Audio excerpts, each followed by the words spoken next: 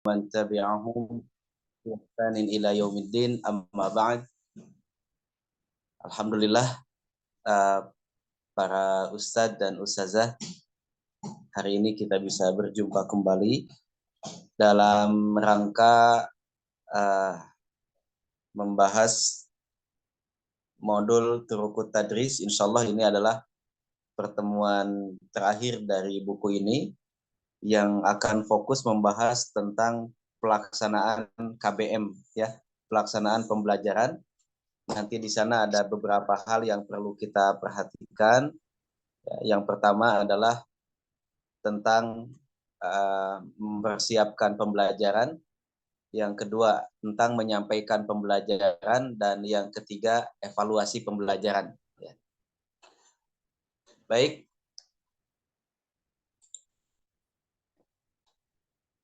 Sebelumnya kita review dulu sebentar ya pertemuan kita pada pertemuan yang lalu. Kita sudah membahas tentang bagaimana prinsip-prinsip pembelajaran yang menjadi sebuah syarat ya dalam proses KBM. Bagaimana kita memperhatikan kualitas masing-masing individu ya. Kemudian bagaimana kita berlaku adil kepada semua peserta didik. Ya, kemudian merumuskan tujuan-tujuan dan lain sebagainya. Maka yang berikutnya seharusnya adalah tentang metode pembelajaran. Tapi saya persilakan Ustadz dan Ustazah untuk membaca sendiri ya. Nanti jika ada hal-hal yang perlu kita diskusikan silakan. Nah, hari ini kita akan fokus saja pada pelaksanaan kegiatan belajar mengajar. Yang pertama adalah tentang persiapan materi. Persiapan materi itu kalau di bahasa-bahasa pesantren tuh i'dad ya. Di pesantren-pesantren yang maju itu tidak ada guru yang boleh mengajar tanpa membuat i'dad terlebih dahulu. Nah, nanti formatnya kalau belum ada bisa kita share gitu ya, format i'dad. Di situ ada tanggal, nama, kemudian mata pelajaran yang diampu, ada tanggal, kemudian pokok pembahasannya judulnya apa, lalu subjudulnya apa, perangkat buku yang dipakainya apa, kemudian media pembelajarannya apa, lalu strategi penyampaiannya seperti apa. Itu di dalam satu halaman sudah ada penjelasan tentang materi pada hari itu. Nah, itu kemudian disetorkan kepada kepala bidang pendidikan, ditelaah, kemudian ditanda tangan, setelah itu baru guru boleh mengajar. Ya. Lalu buat apa i'dad ini? I'dad ini setidaknya pertama akan membuat guru lebih percaya diri karena dia siap dengan materinya. Ya, itu kita merasakan betul kalau ngajar dan materinya tidak siap kan ya, kurang pede gitu ya. Kurang pede. Nah, kalau sudah ada i'dad kemudian kita pegang i'dad itu, guru lebih percaya diri. Dia bisa mengontrol situasi kelas, ya. Guru juga bisa mengeksplor materi lebih lanjut. Oh, nih kita pembahasannya tentang ini. Kita cari lagi pranala luar. Kita kulik lagi jurnal-jurnalnya misalnya ya. Kemudian kita tambahin mungkin nanti poin-poin yang juga diperlukan oleh peserta didik. Nah, ini manfaat dari i'dad. Kemudian kadang-kadang kan kita juga suka lupa ya. Poin-poin mengajar itu kalau mengandalkan buku kan terlalu luas ya, terlalu lebar gitu. Beda kalau kita punya i'dad, seperti kita punya PowerPoint lah gitu kalau di laptop gitu. Nah, itu makanya i'dad itu penting sehingga kita bisa mengingat secara utuh poin-poin. Kita nggak akan loncat ke poin lain sebelum poin ini selesai. Nah, kalau sudah begitu, maka pelajarannya akan jadi lebih runut, ya, lebih mudah dipahami, dan waktunya lebih efektif. Ya. Jadi dia tidak akan berlama-lama di satu poin, ya, kemudian menghabiskan waktu sehingga poin-poin lain tidak tersampaikan. Ini manfaat dari i'dad. Kemudian untuk manajemen, alhamdulillah ya i'dad itu kemudian menjadi kontrol gitu karena setiap kali guru restoran, manajemen tahu, oh guru ini mau ngajar ini nih hari ini. Oh materinya udah sampai di sini, sesuai nggak dengan kurikulum, dengan silabus.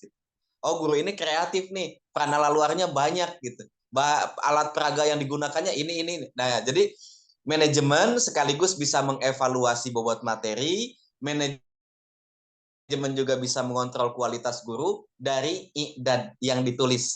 Ya, maka penting sekali ya setiap lembaga itu punya lembaran i'dad. Setiap guru yang mau ngajar, dia tulis dulu materinya apa, sumbernya dari mana, rujukan utamanya apa, pranala luarnya apa media yang akan digunakan, mau pakai laptop kah, mau pakai infocus, atau mau pakai kaset dan lain sebagainya, silahkan ditulis. Gitu. Nah, ini pentingnya i'dad. Ya. Kemudian bagian yang kedua dari kegiatan belajar mengajar itu adalah proses penyampaian materi.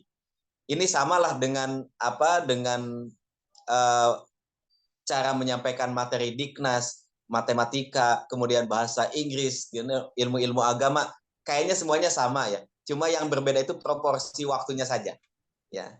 Kegiatannya sama. Pertama, dalam penyampaian materi itu satu harus ada apersepsi. Yang saya suka memberikan alokasi waktu 10% dari total waktu yang kita miliki, ya, 10%. Kemudian ada kegiatan inti, penyampaian materi pokok, alokasinya 80%, kemudian ada kegiatan penutup, itu 10%. Ya. Jadi kalau tadi itu sifatnya mempersiapkan materi, tanda tangan dulu oleh pihak yang berwenang, kemudian baru masuk ke dalam kelas. Maka apa yang dilakukan di dalam kelas? Pertama ada kegiatan pembuka. Cukup 10%. Ya. Kecuali untuk materi-materi tertentu. Bisa sampai 20-30% kegiatan apersepsinya. Apa yang dilakukan di kegiatan apersepsi? Satu, pastikan kelasnya sudah kondusif. Jangan mulai belajar kalau kelas belum rapi. Jangan mulai belajar kalau murid belum wudhu misalnya. Jangan mulai belajar kalau masih ada sampah. Jangan mulai belajar kalau masih ribut dan lain sebagainya. Ini di awal-awal bisa jadi makan waktu lebih banyak. Ya, di awal-awal ya.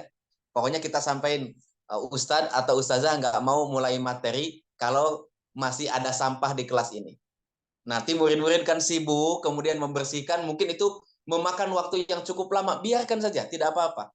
Ya, materi tidak tersampaikan nggak apa-apa, tapi kegiatan apersepsi itu penting. Ya, jangan mulai kelas sebelum kondusif. Ya, baik kondusif anak-anaknya sudah rapi, tertib, atau kondusif keadaan kelasnya dalam keadaan rapi, dalam keadaan bersih. Ya. Kemudian buku-bukunya sudah lengkap, alat tulisnya sudah lengkap, baru kemudian memulai pembelajaran. Tapi tadi itu resikonya di awal-awal akan memakan waktu yang cukup banyak, tapi tidak apa-apa. Ya, nanti semakin lama murid-murid sudah makin paham ya bahwa Ustadz Ustazah nggak akan mulai ini kalau kita masih berantakan susunan bangkunya, susunan lekarnya dan lain sebagainya, maka anak-anak sudah akan mempersiapkan. Lain kali begitu kita masuk semuanya sudah rapi. Ya. Nah, ini yang pertama, pastikan kelasnya sudah kondusif. Kemudian yang kedua, kegiatan apersepsi itu adalah memilih bridging, memilih jembatan dari pengetahuan yang sudah dipahami menuju pengetahuan yang belum dipahami. Ya. Nah, ambil contoh misalnya tentang tayamum misalnya, kita belajar tentang tayamum. Nah, maka kita ngambil bridgingnya dari persoalan wudhu. Ya, kalau kita mau sholat kan kita apa yang harus kita lakukan? Bersuci wudhu. Nah, bersuci kan pakai air. Kalau wudhu pakai air gimana? Kalau seandainya kita sedang bepergian lalu kita tidak menjumpai air, gitu ya. Jadi membuat bridging itu semacam jembatan ya yang akan menghubungkan dari pengetahuan yang sudah ada untuk menuju pengetahuan yang belum ada. Ini juga penting memilih bridging yang tepat. Ya. Kalau biasa di Ustadz dan Ustazah yang biasa menyampaikan materi, itu kan bridgingnya banyak ya. Misalnya, hari ini pengajian kita temanya apa gitu. Oh, temanya tentang misalnya Palestina ya. Pas mungkin kebetulan hari ini bulan Rabiul Tsani, maka kemudian kita bridging dulu di bulan Rabiul Tsani, Nabi Shallallahu Alaihi Wasallam pernah mengusir orang-orang Yahudi yang ada di Madinah. Mulai dari situ. Bulan apa ya sekarang? Bulan Rabiul Tsani atau bulan Jumadal Ula. Oh, dulu di bulan Jumadal Ula itu Nabi pernah mengusir orang-orang Madinah, orang-orang Yahudi yang tinggal di Madinah. Nah, sekarang orang-orang Yahudi di zaman kita ini sedang menjajah Palestina, terus masuk kita pada materi yang diinginkan, ya. Nah, ini bridging ya, memilih jembatan yang tepat sehingga anak-anak bisa fokus ya, on tune gitu dengan materi yang akan kita sampaikan. Kemudian kalau perlu kita berikan motivasi singkat, ya, terutama ketika kita melihat peserta didik sudah kelelahan misalnya ya, karena kita misalnya masuk di jam yang kondisi anak-anaknya itu sudah capek di jam pertama, jam kedua, jam ketiga, kita kebagian jam ke-7, jam ke-8 misalnya. Maka kemudian bisa kita berikan motivasi singkat, ya.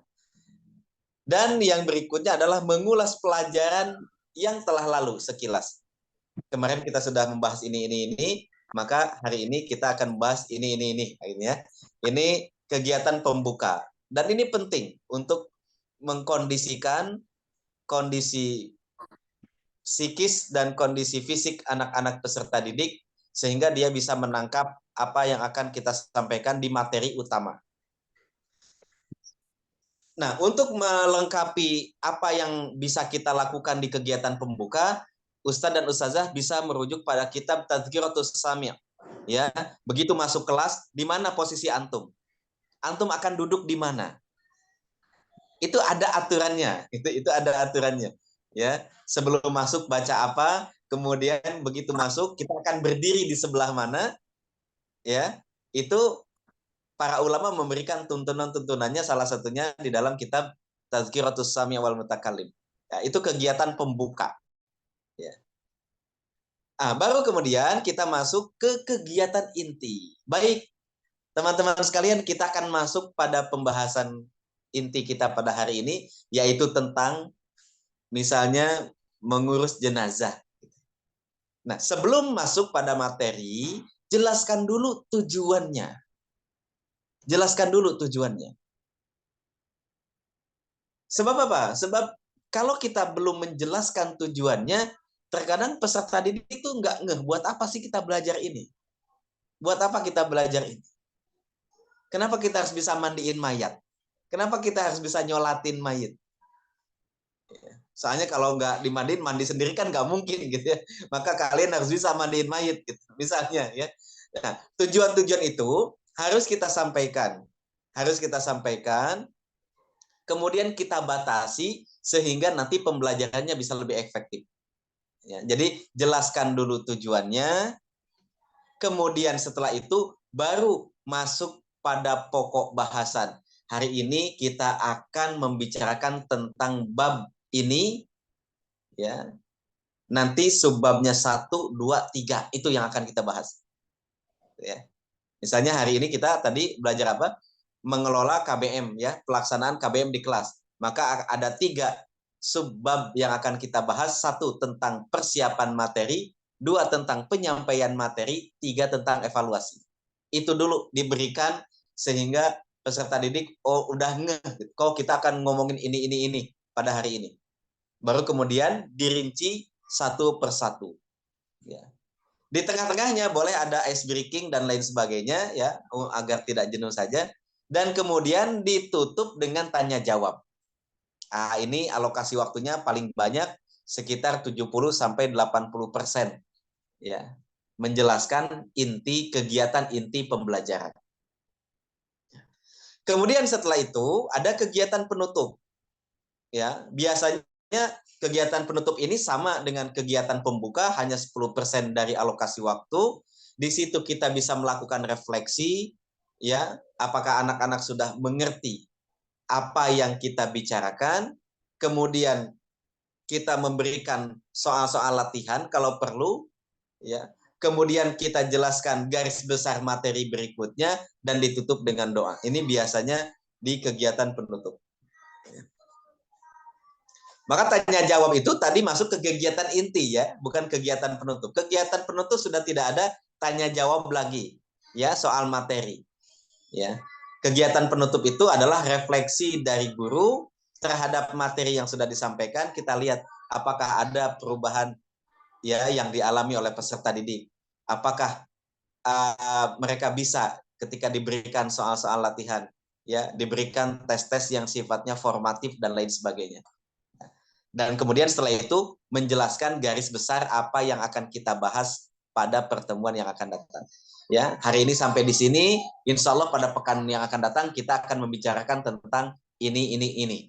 Nah, ini ditutup dengan doa. Baik. Kemudian yang berikutnya adalah evaluasi. Ya, evaluasi. Kalau di buku evaluasi itu saya hanya menulis tentang jenis-jenis evaluasi, ya. Itu silakan saja dibaca, ya. Nah, yang penting adalah bagaimana kita membuat formula evaluasinya. Maka kalau saya boleh sarankan untuk pesantren-pesantren tahfiz, ya, format evaluasinya biasanya pakai rumus koin pro 2. Ya, koin pro 2. Koin itu adalah akronim dari konteks, ko-nya konteks, in-nya input, pro-nya proses, pro satu lagi produk. Jadi koin pro 2. Ya. Konteks, input, kemudian proses, lalu produk. Ini kalau Ustadz dan Ustazah ingin melakukan evaluasi terhadap pembelajaran yang sudah dilalui, maka formatnya seperti ini.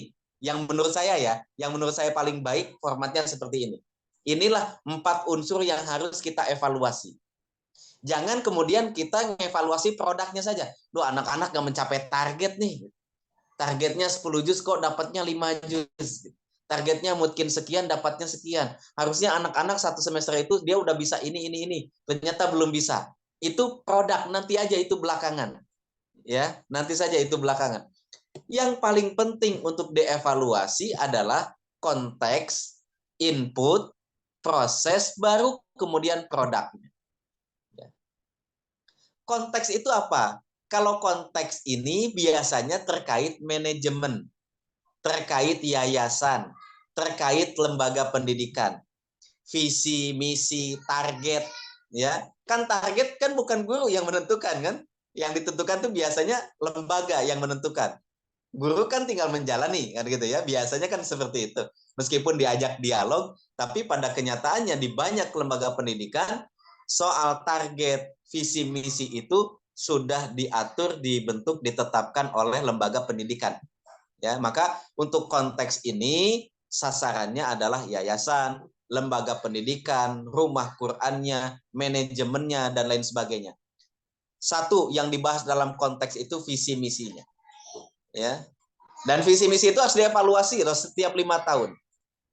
Bukan harus diganti ya, harus dievaluasi. Masih cocok nggak nih dengan kondisi lembaga kita pada hari ini? Ya kalau nggak cocok diganti. Ya, visi misi itu kan bukan Quran Sunnah yang tidak boleh dikotak-katik. Ya, jadi visi misi itu tiap 5 tahun dievaluasi. Ya, meskipun setelah dievaluasi, udah kita tetapkan visi misinya tetap ini, tidak ada yang berubah. Ya silahkan, gitu ya. Tapi harus dievaluasi setiap 5 tahunan. Kemudian target, ya. Nah, lembaga pendidikan juga harus menghitung gitu, harus punya standar, harus punya formulasi bagaimana menghitung target, ya. Jangan-jangan targetnya terlalu muluk-muluk gitu ya, sementara kondisinya tidak memungkinkan. Nah, makanya ketika anak-anak peserta didik itu tidak bisa mencapai target, maka evaluasi juga konteksnya, visinya, misinya. Sesuai nggak sih ini target-target kita dengan visi misinya? Ya. Kemudian kebijakan-kebijakan strategis lainnya, termasuk sistem pembelajaran. Ya, dalam seminggu kita itu akan belajar 5 hari. Itu kan yang memutuskan lembaga pendidikan, bukan guru, gitu ya. Alokasi jam belajarnya untuk tahfiz 4 jam, untuk fikih 2 jam, untuk ini 1 jam. Nah, kebijakan-kebijakan strategis ini namanya konteks. Ya, itu juga harus kita evaluasi. Jadi jangan hanya mengevaluasi kenapa anak nggak mencapai target gitu ya? Kok ya anak ini mati nggak naik nih, nggak mencapai target? Bukan itu dulu. Yang pertama kali dievaluasi itu konteksnya dulu, kebijakan strategis. Kita lihat lagi, gitu ya. Kemudian apalagi yang harus kita evaluasi? Inputnya. Apa input itu? Bahannya, gurunya, ya, SDM-nya. Kita punya target gini, ya, punya visi gini. Ternyata SDM-nya tidak menunjang. Ternyata guru-gurunya tidak menunjang. Ya, satu gurunya kita evaluasi. Ada evaluasi SDM kan dan lain sebagainya. Ada rapotnya, bahkan di beberapa lembaga pendidikan setiap guru itu punya rapot masing-masing ya tentang kinerja, tentang sikap profesional mereka dan lain sebagainya. Nah, saya ulangi ya. Jadi koin pro 2 itu satu konteksnya. Kalau konteks ini lebih ke kebijakan strategis. Soal visi misi, soal kemudian penetapan target, soal kemudian sistem pendidikan gitu ya. Soal kemudian sistem alokasi waktu. Nah, ini semuanya persoalan strategis. Konteks yang pertama kali harus kita perhatikan. Kemudian yang kedua, inputnya, bahannya. Ya, satu guru, dua siswa, ya. Kemarin inputnya kayak gimana, ya? Kemarin ada tes saringannya atau tidak, gitu. Kan gitu ya. Nah, ini juga harus kita perhatikan. Jangan hanya melihat ujung hasilnya. Awal masuknya kayak gimana nih anak-anak? Kalau dalam waktu 1 tahun, anak baru belajar Iqra 1, tiba-tiba dalam waktu 1 tahun sudah harus mungkin 30 juz. Gitu. Kan makanya harus dievaluasi juga inputnya. Input gurunya, kemudian input siswanya, kemudian kelengkapan fasilitas sarana belajar dan mengajarnya. Mushaf khusus hafalannya ada nggak? Gitu kan? Kemudian ruangan hafalannya tersedia atau tidak? Kondusif atau enggak? Nah, ini dibahas di input. Ya, jadi jangan langsung nyalahin murid. Wah, ini nggak mencapai target. Lihat dulu inputnya. Dulu dia masuk ke sini dalam kondisi kayak gimana? Ya, kemudian guru yang mengajarnya, guru yang seperti apa? SDM-nya seperti apa? Kemudian fasilitasnya ada atau enggak? Gitu. Ya, tersedia atau tidak fasilitas yang menunjang pada tercapainya target itu ada atau tidak? Tercapainya visi misi itu didukung oleh fasilitasnya atau tidak? Nah, ini input. Ya, ini input. Termasuk metode pendidikan, ya, cara menyampaikan yang kita lewat itu semuanya masuknya input. Oh, mungkin nggak cocok nih metodenya kalau untuk anak ini, dia harus pakai metode yang lain. Itu input. Ya. Kemudian yang berikutnya adalah yang pertama proses. Sudah ada targetnya, sudah ada visi misinya, sudah ada sistem belajarnya, kemudian gurunya sudah ada, siswanya sudah ada, fasilitasnya sudah ada, ya. Persoalan berikutnya, kenapa kok anak-anak masih belum mencapai target? Jangan-jangan SOP-nya tidak dikerjakan, ya. Sistemnya tidak berjalan. Anak-anak harusnya masuk 7:30, masuk jam 8. Atau jangan-jangan gurunya, ya, yang harusnya masuk 7:30, masuknya jam 8 kurang 15 menit, misalnya ya. Gurunya udah diberitahu, ini metodenya pakai ini nih, tahsinnya pakai ini, tahfiznya pakai ini, tiba-tiba tidak dikerjakan, gitu ya. Nah itu. Afwan. Ayah kok nggak pakai laptop? Mati laptopnya. Nah, ayah mau ngajar dulu ya. Ayah ngajar dulu. Bentar ya. Ya. Bentar. Afwan. Nah, ini yang berikutnya nih tentang proses. Terkadang ya produk itu bisa gagal ketika prosesnya tidak terkawal. Ya, prosesnya tidak terkawal. Nah, ini yang membuat kita harus mengevaluasi juga prosesnya. Aturannya sudah ada, gurunya sudah ada, muridnya sudah ada, kelasnya sudah ada, fasilitasnya sudah ada. Tapi ketika pembelajaran itu berlangsung, ternyata prosesnya tidak dikerjakan sebagaimana mestinya. Ya. Jadi kalau tadi ada kegiatan KBM ya, bagaimana iqdadnya, ternyata dia nggak bikin iqdad gitu. Ya. Ketika menyampaikan, langsung menyampaikan, tidak ada persepsi, tidak ada kegiatan penutupnya, ya. Kemudian dia tidak memperhatikan situasi dan kondisi kelas. Pokoknya masuk belajar ngajar aja. Ya. Muridnya mau ngobrol, ruangannya mau penuh dengan sampah dan lain sebagainya juga. Ya, yang penting saya ngajar. Ya, nah ini juga kan mempengaruhi. Jadi pro yang pertama adalah proses. Bagaimana proses itu terkawal, semua SOP-nya dikerjakan, metodenya betul-betul dipakai, baru setelah itu kita evaluasi produknya. Anak ini tidak mencapai target, anak ini mencapai target, baru ya. Jadi kalau kita menetapkan target misalnya di lembaga pendidikan 2 tahun mungkin 30 juz misalnya, ya.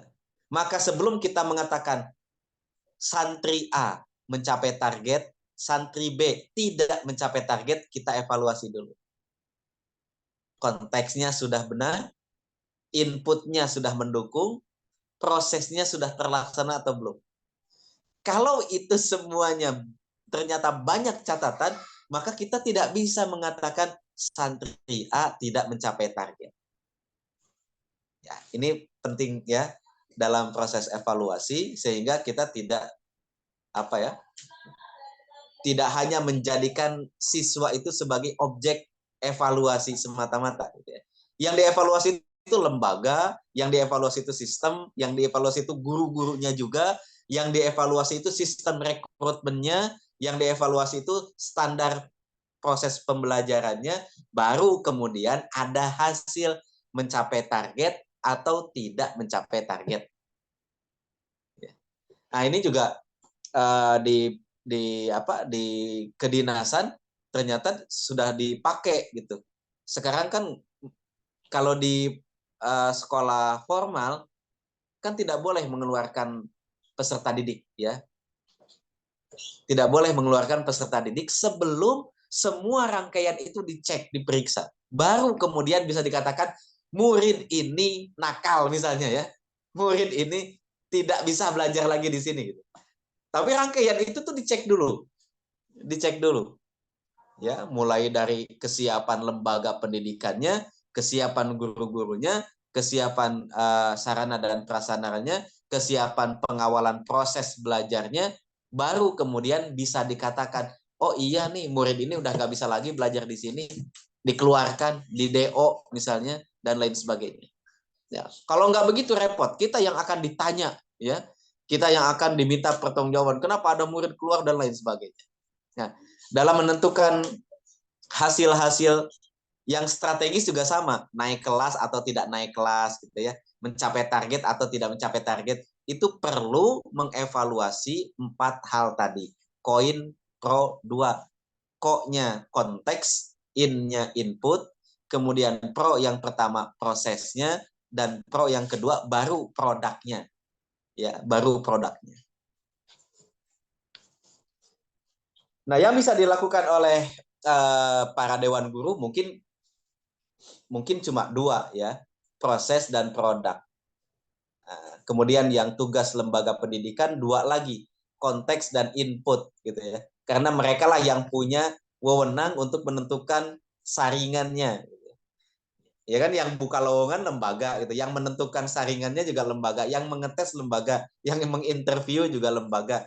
Ya, maka lembaga harus mengevaluasi juga inputnya, termasuk input peserta didiknya. Ya, ada sekolah-sekolah yang menerapkan saringan ketat, ada pokoknya nggak bisa masuk sini kecuali yang nilainya sekian-sekian. Ya, ada juga sekolah yang menerima siapapun boleh masuk di sini, ya, dan lain sebagainya. Nah, itu juga perlu diperhatikan. Kemudian prosesnya sudah sesuai belum dengan aturan, dengan standar, dengan SOP yang sudah ditetapkan, baru setelah itu produknya, hasilnya. Nah, ini tentang evaluasi ya. Kalau jenis-jenisnya seperti biasa, evaluasi itu ada diagnostik, itu biasa dilakukan di awal sebagai placement test ya. Tes hanya untuk mencari data dan untuk mengklasifikasikan peserta didik. Placement test ya.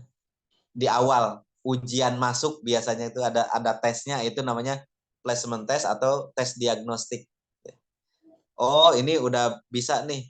Ya, berarti masuk level 1 atau level 2. Ini belum bisa. Berarti masuknya pra level 1. Oh, ini udah lancar banget. Oh, masuknya level 3 gitu. Ya, itu untuk menempatkan, mengkategorikan masing-masing peserta didik. Kemudian setelah itu ada tes formatif. Tes formatif itu adalah tes yang dilakukan tapi tidak mempengaruhi kebijakan strategis. Tes formatif itu tujuannya how to improve gitu. Bagaimana meningkatkan kualitas belajar. Bukan untuk menentukan ini lulus atau tidak lulus, ini berhasil atau tidak berhasil. Itu adanya di tes sumatif lah ya. Di tes formatif itu hanya untuk mencari format terbaik pembelajaran. Ya, jadi setelah kita selesai mengajar, itu tes formatif itu sudah bisa dikerjakan. Cek aja anak-anak mengerti atau tidak. Kalau anak-anak belum paham dengan apa yang kita jelaskan, oh berarti besok-besok metodenya ganti gitu. Atau besok-besok kita pakai alat peraga.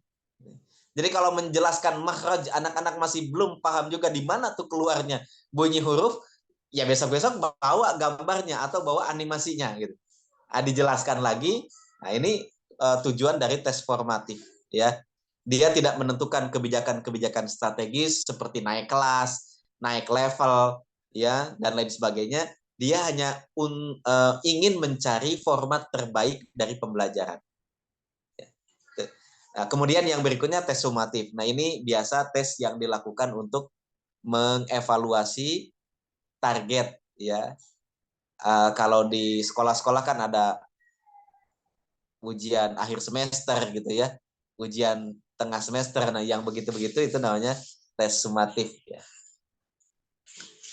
Baik para ustadz dan ustazat yang dimuliakan Allah Subhanahu wa taala, yang terakhir itu saya sisipkan tentang beberapa problematika yang biasa terjadi di lembaga pendidikan ya. Mungkin juga terjadi di tempat ustadz dan ustazah mengajar ya. Mungkin juga tidak terjadi, tapi biasanya terjadi gitu. Yang pertama adalah kita suka punya masalah di raw material.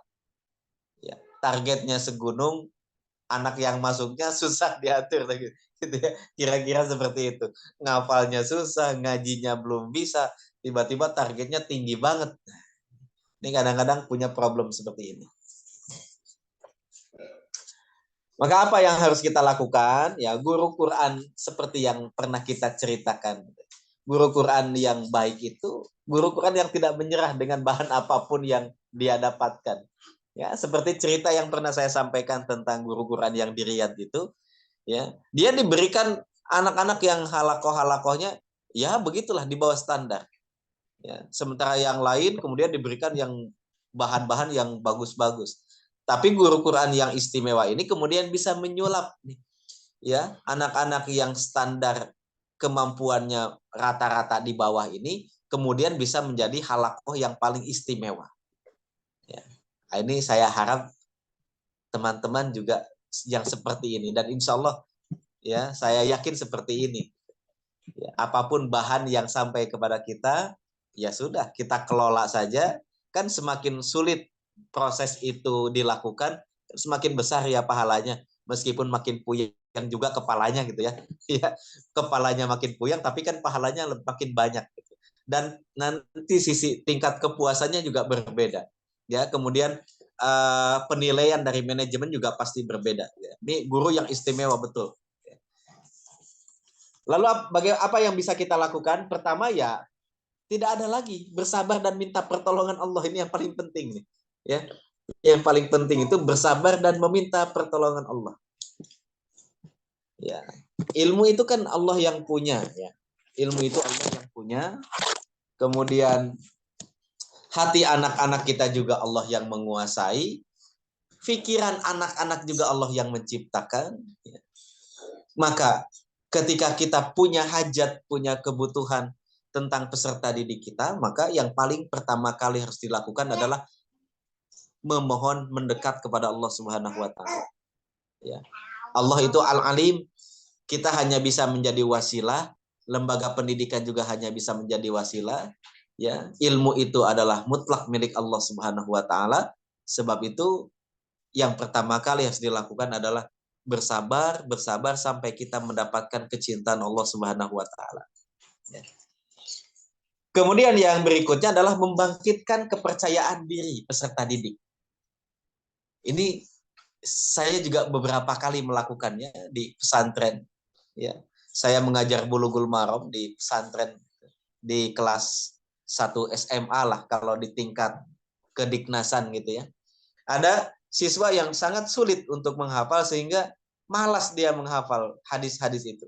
Karena selalu menjadi yang terakhir menghafal. Ya, jadi saya tuh biasanya ngajar itu menyampaikan 5 hadis, kemudian 1 dari 5 hadis itu harus dihafalkan oleh anak-anak. Ya. Dan kelas baru selesai kalau mereka semua sudah setoran. Kadang-kadang anak yang lambat menghafal ini suka malas menghafal karena suka jadi yang paling akhir. Nah, maka salah satu strategi yang bisa kita lakukan adalah sebelum pulang kasih tahu pertemuan yang akan datang dari 5 hadis yang akan kita baca, hadis ini yang akan kita suruh untuk dihafal. Sehingga dia punya waktu yang lebih panjang daripada teman-temannya yang lain untuk menghafal. Dia udah ngapalin di kamar sebelum masuk kelas. Ya. Jadi begitu pelajaran selesai, 5 hadis saya sampaikan, ayo hafalkan hadis yang ini. Ya. Sebelum 5 menit anak itu sudah maju. Kan anak-anak yang lain bingung. Tumben-tumbenan dia maju paling dulu. Ya, dia dengan senyum bahagia dia maju. Akhirnya saya bisa jadi yang pertama kali maju. Sejak saat itu dia suka menghafal di kamar agar ketika di kelas dia tidak ketinggalan sama teman-temannya yang lain. Ya. Jadi ini yang bisa kita lakukan ya. Nomor 2, membangun kepercayaan diri mereka. Salah satunya adalah dengan memberi motivasi, kemudian dengan mengakalinya seperti itu juga bisa, ya. Jadi dia kemudian mendapatkan waktu belajar lebih banyak dari teman-temannya yang lain, sehingga ketika startnya kita umumkan hafalkan hadis yang ini, dia sudah menghafal duluan sebetulnya dan kemudian bisa maju lebih awal daripada teman-temannya yang lain. Kemudian yang berikutnya mencari formula yang tepat. Mungkin metodenya kurang cocok ya. Anak ini mungkin senang dengan audio. Mungkin anak yang satunya lagi senang dengan kinestetik. Mungkin anak yang satunya lagi senang menyendiri. Mungkin anak yang satunya lagi dan seterusnya ya. Tiap anak itu kan masing-masing unik dan punya perbedaan ya. Makanya dari awal prinsip pembelajaran itu adalah mengenal masing-masing peserta didik potensinya. Ya. Sehingga ketika kita mengalami problem, kita tahu oh anak ini memang nggak bisa begitu cara belajarnya. Dia itu harus begini belajarnya. Nah, gitu kan. Insya Allah ada manfaatnya gitu. Mengenal secara individu masing-masing peserta didik. Kemudian yang berikutnya adalah menceritakan kisah-kisah inspiratif. Masya Allah luar biasa. Ya. Anak-anak itu jangan hanya dijejali dengan kejeniusan para ulama yang memang dari kecilnya jenius. Imam Asy-Syafi'i, Masya Allah gitu ya. Umur sekian tahun, 7 tahun hafal Quran mungkin 30 juz.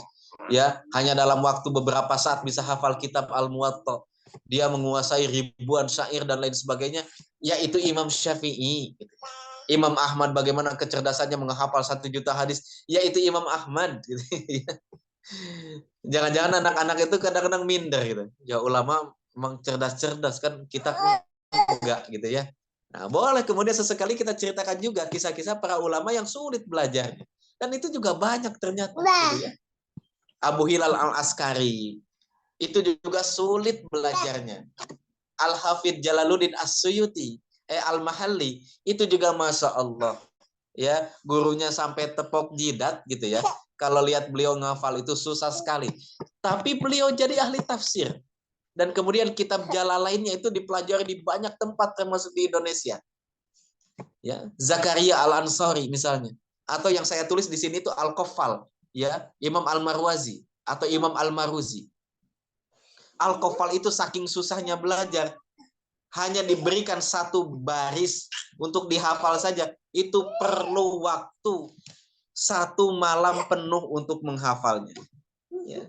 Jadi beliau belajar kitab Mukhtasar Al-Muzanni itu, ya, kepada gurunya kemudian memberikan tugas, nih hafalkan nih, ya, Mukhtasar Al-Muzanni, hanya 1 kalimat yang disuruh dihafalkan oleh gurunya, hadzal kitabu ikhtasartuhu, kan mungkin saya pernah menceritakannya juga, ya.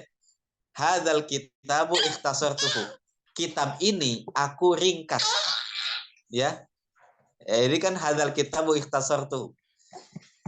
1 penggal kalimat itu dihafalkan dari mulai ba'da isya sampai subuh. Sampai subuh. Bayangkan. Ya. Ini Imam Al-Qaffal. Dan itu pun ketika sholat subuh, begitu dia buka pintu rumah, begitu buka udah lupa lagi. Ya. Lah, tadi malam itu apa ya? Dia bingung. Sampai tetangganya komplain, wahai Abu Bakar, ya, kami susah tidur semalaman gara-gara kamu ngafalin hadzal kitabu ikhtasartuhu sampai larut malam sampai pagi. Ya, baru kemudian dia ingat lagi. Oh, yang tadi itu hadzal kitabu ikhtasartuhu, kan begitu, ya. Banyak sekali para ulama itu yang memulai proses belajarnya dengan terbata-bata, tapi kemudian mereka menjadi ulama-ulama yang fasih, gitu ya. Ulama-ulama yang mumpuni, yang jadi rujukan ulama-ulama berikutnya. Ya, mungkin kisah-kisah seperti ini perlu juga kita hadirkan, ya, agar anak-anak yang secara grade itu, ya, di bawah teman-temannya juga tidak berputus asa, ya, tidak berputus asa. Semakin sulit belajar, semakin banyak pahalanya, ya. Semakin kita bersabar, semakin dekat dengan Allah Subhanahu wa taala. Terutama ternyata para ulama-ulama hebat juga mengalami kesulitan belajar sama seperti yang dialami oleh mereka yang grade-nya di bawah itu. Ini yang bisa kita lakukan.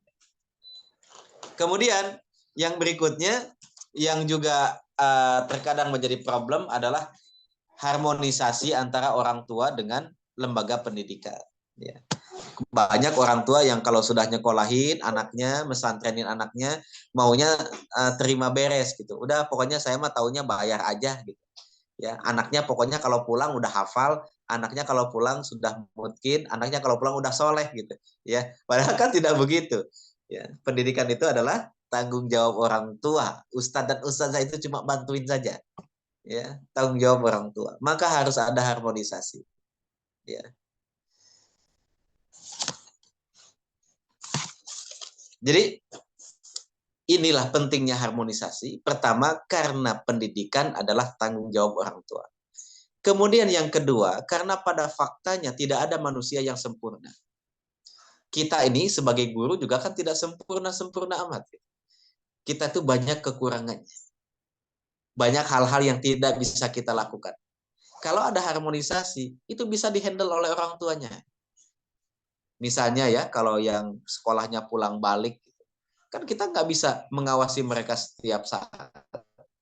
Kita hanya bertemu dengan mereka di kelas. Setelah itu kan yang mengurus orang tuanya. Maka harus ada harmonisasi. Ya. Kemudian yang berikutnya adalah, kalau sudah ada harmonisasi, nanti orang tua akan ikut tumbuh. Ya, akan ikut tumbuh bersama anak-anak ya dalam suasana keilmuan. Anaknya hafal 5 juz, ya orang tuanya setengah juz. Anaknya hafal 10 juz, orang tuanya 1 juz gitu. Jangan sampai kemudian tertinggal tanpa melakukan upaya apapun. Ini perlunya harmonisasi. Ya. Dan yang paling penting adalah harmonisasi itu akan melahirkan keberkahan belajar, dan ini yang paling mahal. Ya. Jadi dalam proses belajar itu, ilmu itu bukan yang paling mahal. Yang paling mahal itu adalah berkahnya ilmu. Ya. Dan berkahnya ilmu itu akan diturunkan oleh Allah Subhanahu wa taala melalui proses harmonisasi antara orang tua dengan sekolah, dengan guru, dengan lembaga pendidikan. Ya. Apa ada hadisnya? Ya hadis secara khususnya tidak ada. Ya, tapi Allah Subhanahu Wa Taala itu pernah disampaikan oleh Nabi Shallallahu Alaihi Wasallam bahwa Allah akan senantiasa merahmati, akan senantiasa membersamai dua orang yang berserikat selama salah satunya tidak berkhianat. Ini kan berserikat, pendidikan itu kan berserikat, di mana orang tua bekerja sama dengan lembaga pendidikan. Ya. Kalau dua-duanya bisa proaktif, di situ Allah akan menurunkan rahmatnya, Allah akan menurunkan berkahnya. Ya, ini yang paling penting dari proses harmonisasi. Apa yang bisa kita lakukan untuk membangun harmonisasi itu? Ya, bisa dengan memberikan penugasan, mutabaah, jadi di rumah orang tuanya juga ikut membimbing, ikut menyimak, ya. Kemudian bisa diadakan momen-momen pertemuan antara guru dengan orang tua, seperti kegiatan family to family, ya, di mana keluarga guru bertemu dengan keluarga para orang tua, satu kelas bertemu di mana, gitu ya. Acaranya simple, makan-makan saja, gitu. Kemudian ngobrol, itu kemudian akan membangun chemistry ya di antara guru dengan orang tua. Kemudian orang tua juga wajib ikut belajar ya. Makanya kalau bisa setiap lembaga pendidikan itu membuka juga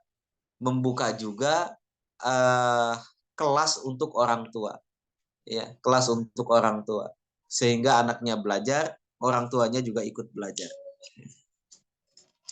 Kemudian yang berikutnya adalah jam belajar yang minim. Ini kadang-kadang juga terjadi ya.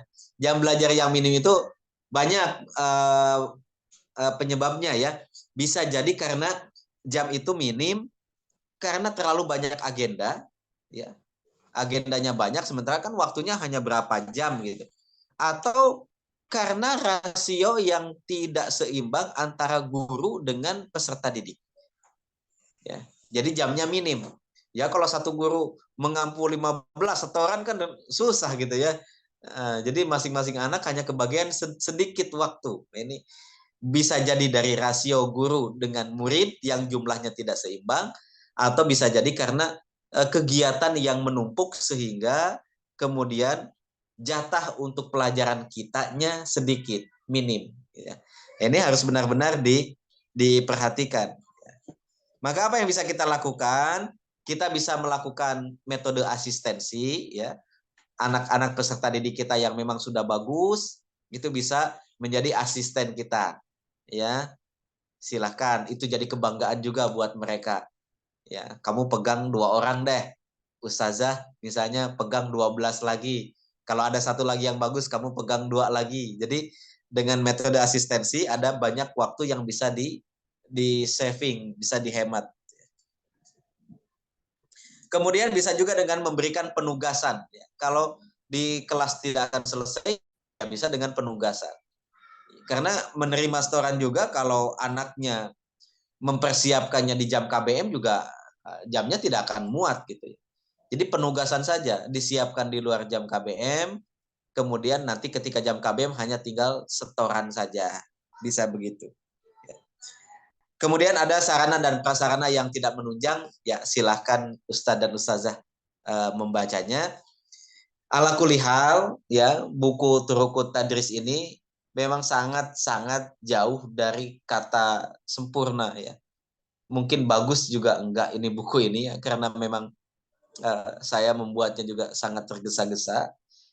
Kemudian juga memang bukan pakarnya, saya itu bukan pakar pendidikan, tapi pecinta pendidikan, ya, penikmat pendidikan gitu. Saya sangat suka dengan dunia pendidikan ini, suka dengan mengajar, gitu ya, suka menulis meskipun tidak bisa menulis, dan suka bikin buku meskipun tidak bisa bikin buku. Jadi mohon maaf sebesar-besarnya kepada Mas Kanul Hufaz, kemudian kepada Ustadz dan Ustazat, apabila buku ini ternyata agak sulit untuk dipelajari, insya Allah bisa kita sempurnakan. Ustadz dan Ustazah juga bisa memberikan saran-saran, ya, sehingga kalau ada edisi revisinya bisa kita perbaiki. Demikian saya kembalikan kepada petugas pembawa acara. Silakan Ustazah, dari saya sekian. Billahi taufiq wal hidayah. Assalamualaikum warahmatullahi wabarakatuh. Waalaikumsalam warahmatullahi wabarakatuh. Jazakumullah khairan katsiran kepada Ustadz Zainal Arifin yang sudah menyampaikan materinya. Baiklah, selanjutnya dipersilahkan kepada Ustadz dan Ustadzah jika ada yang ingin bertanya.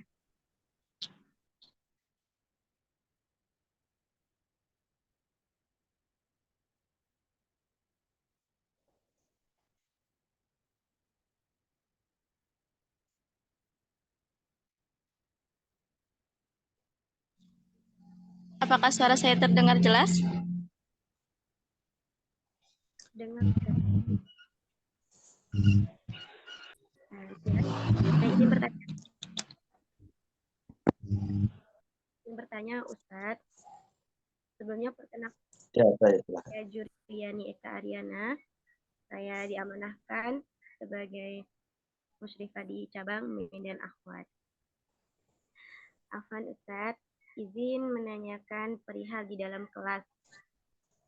Misalnya kita mengajari santri yang hampir usia kita mungkin beda 3 dari apa ya materi-materi yang telah disampaikan, ada yang bisa dikatakan mereka ini paham atau tidak pahamnya, tapi tidak ada yang ingin bertanya. Sedangkan waktu itu masih panjang. Bagaimana cara kita sebagai guru mengetahui bahwa mereka itu benar-benar paham, kemudian bagaimana juga caranya agar kita itu menarik hati mereka itu untuk senang dalam berdiskusi gitu, Ustaz. Kurang lebihnya seperti itu. Syukron, Ustaz. Ustazah, ya. Pertama, untuk perbedaan usia yang tidak terlalu jauh ya, sebenarnya bisa teratasi dengan pembawaan ya. Jadi kalau kita bisa mempraktekkan karakter guru ideal yang sudah dibahas di pertemuan pertama, bahkan ketika kita usianya di bawah sekalipun, peserta didik itu akan memberikan rasa hormatnya, segannya kepada kita, dan tidak akan menganggap kita sebagai kawan sebayanya. Ini penting sekali menjaga ketenangan, menjaga kewibawaan ya. Di salah satu karakter guru yang ideal itu adalah as-sukun wal wiqar yang saya tulis, saya lupa di poin keberapa itu, tapi ada ya guru yang ideal itu adalah guru yang memiliki ketenangan.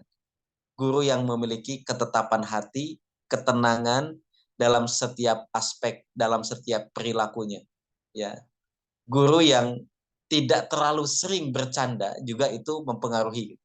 Jadi ada wibawa tertentu, ada aura-aura tertentu yang bisa dibangun, meskipun usia kita tidak terlalu jauh dengan peserta didik. Ya, jadi kita bisa mencoba gayanya Luqman Al-Hakim misalnya, kita tidak kita berusaha untuk tidak berbicara kecuali dengan pembicaraan yang bermanfaat. Itu Allah turunkan wibawa dalam wajahnya. Allah akan titipkan rasa segan di dalam hati para peserta didiknya. Awal mulanya dari situ. Dari bagaimana kita bisa mengontrol lisan kita. Ya, dari cara kita mengontrol lisan kita. Semakin banyak pembicaraan, semakin banyak hal-hal yang tidak berguna yang kita ucapkan, apalagi hal-hal yang kemudian statusnya dosa ya, statusnya kesalahan, maka semakin hilang pula wibawa yang ada di dalam diri kita. Ya, ini yang pertama ya tadi ya. Jadi as-sukun wal wiqar itu, ketenangan, kewibawaan itu bisa dibangun pertamanya tadi dengan cara menjaga lisan. Yang kedua, dengan cara mempertebal rasa takut kita kepada Allah Subhanahu wa taala. Ya. Sebagaimana perkataan para ulama, barang siapa yang takut kepada Allah, maka Allah akan menitipkan rasa segan di dalam hati orang-orang yang melihatnya. Itu salah satu kiatnya. Ya. Kemudian bagaimana caranya agar kita bisa mengetahui santri itu sudah paham atau belum, karena mereka tidak ada yang bertanya, tidak ada juga yang menjawab ketika ditanya sudah paham atau belum gitu. Misalnya kan kadang-kadang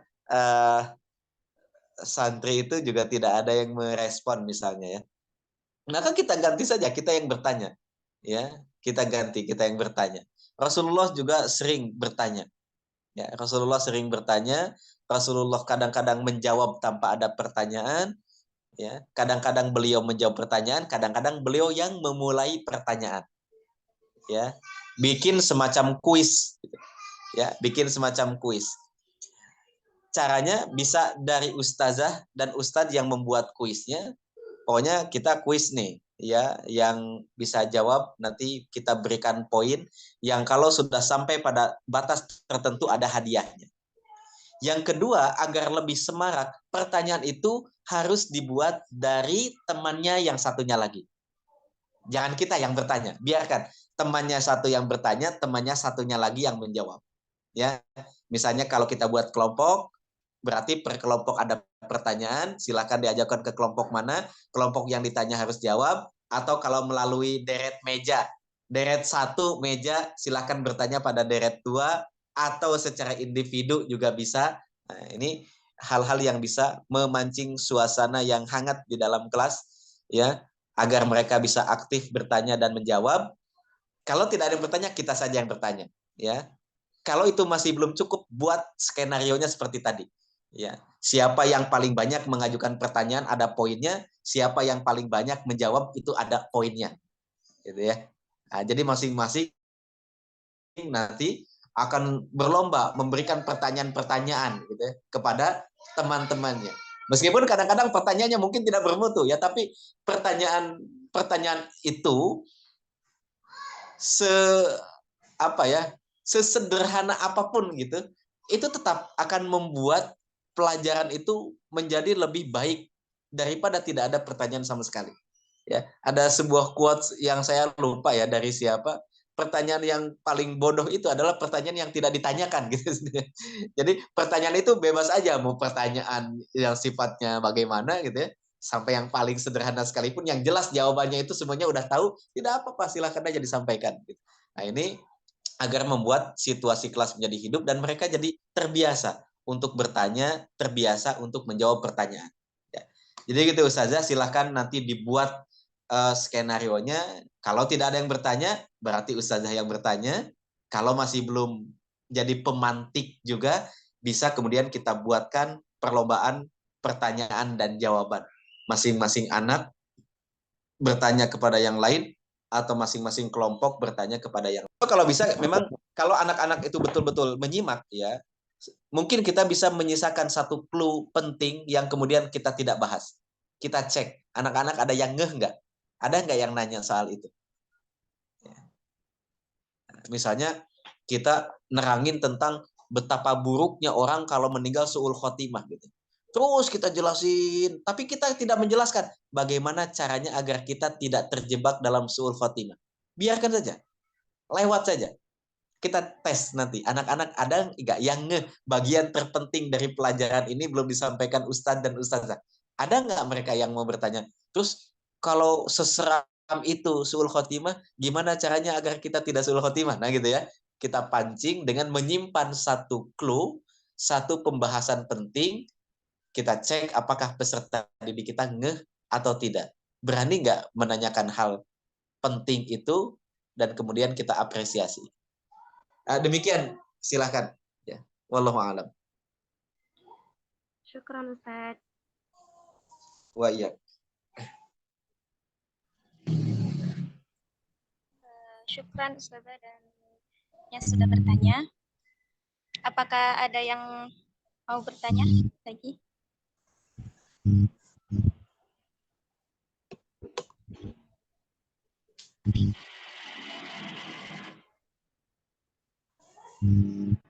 Baiklah, jika tidak ada, marilah kita akhiri pembelajaran pada hari ini dengan mengucapkan alhamdulillah, istighfar, dan doa kifaratul majlis. Alhamdulillah.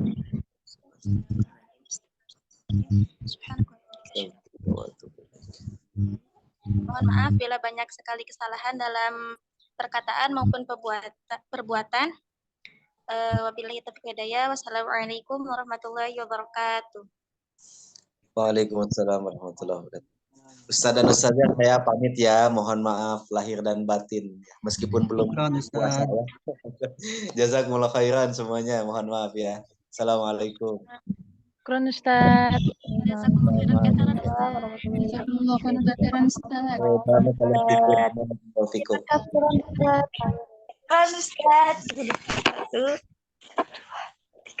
Syukran Ustaz.